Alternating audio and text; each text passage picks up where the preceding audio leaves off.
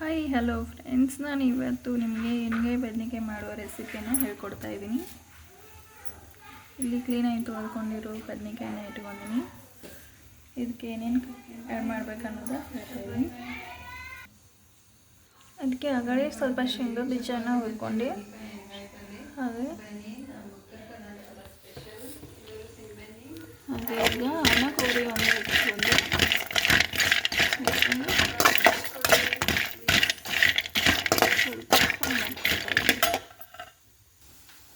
ಅದಕ್ಕೆ ಒಂದೆರಡು 3-4 ಒಣಮೆಣಸಿನ್ಕಾಯಿನ ಆ್ಯಡ್ ಮಾಡ್ಕೊಳ್ಳಿ. ಹಾಗೆ ಕುಂಕಾಳು ಅಂದರೆ ಕರಿಕಾಳು ಒಂದೆರಡು, ಚಕ್ಕೆ ಒಂದಿಟ್ಟು, ಆಮೇಲೆ ಲವಂಗ 2 ಅಷ್ಟು ಮಿಕ್ಸ್ ಮಾಡಿಕೊಂಡು ಫ್ರೈ ಮಾಡಿ.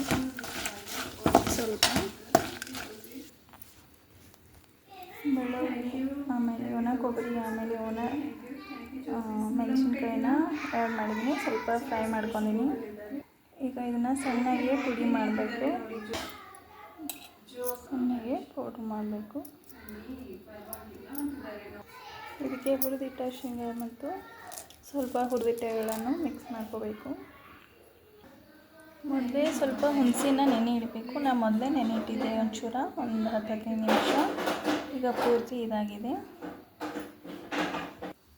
ಅನ್ನು ಇದರೊಳಗೆ ಸಣ್ಣ ಮಾಡಿಕೊಂಡೆ ಎಳ್ಳು ಹಾಗೆ ಶೇಂಗಾನ.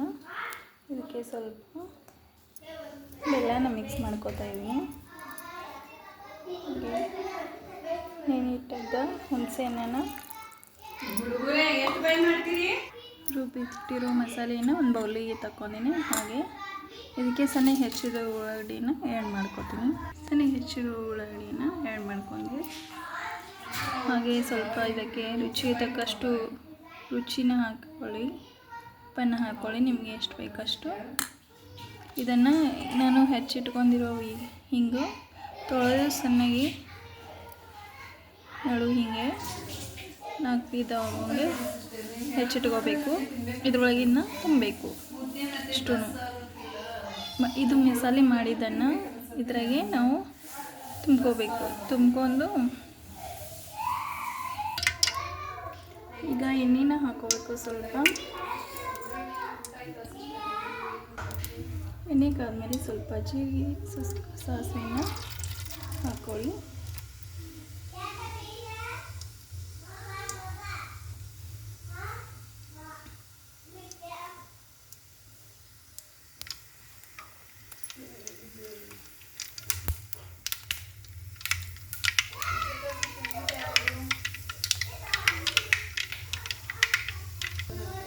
ಹೀಗೆ ಒಂದೊಂದು ತುಂಬ್ಕೊಂಡಿರೋ ಬದ್ನೆಕಾಯಿನ ಇದರೊಳಗೆ ಫ್ರೈ ಮಾಡಬೇಕು.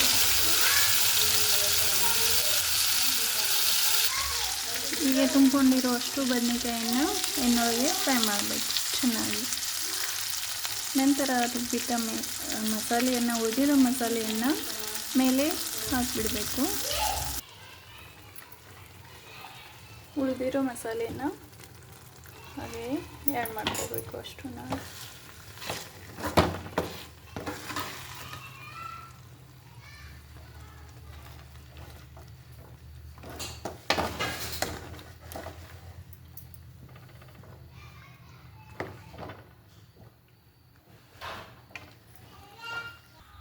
ಇಲ್ಲಿ ನೋಡಿ, ಎಣ್ಣೆಗಾಯಿ ಬದನೆಕಾಯಿ ರೆಡಿಯಾಗಿದೆ. ಮೇಲೆ ಸ್ವಲ್ಪ ಕೊತ್ತಂಬರಿ ಸೊಪ್ಪನ್ನು ಉದುರಿಸಿ ಸಣ್ಣಗೆ ಹೆಚ್ಚಿಟ್ಕೊಂಡು ಬಿಸಿ ಬಿಸಿ ಚಪಾತಿ ಒಳಗೆ ಹಾಗೆ ಬಿಸಿ ಬಿಸಿ ರೊಟ್ಟಿ ಒಳಗೆ ಸಖತ್ತಾಗಿರುತ್ತೆ ನೋಡಿ.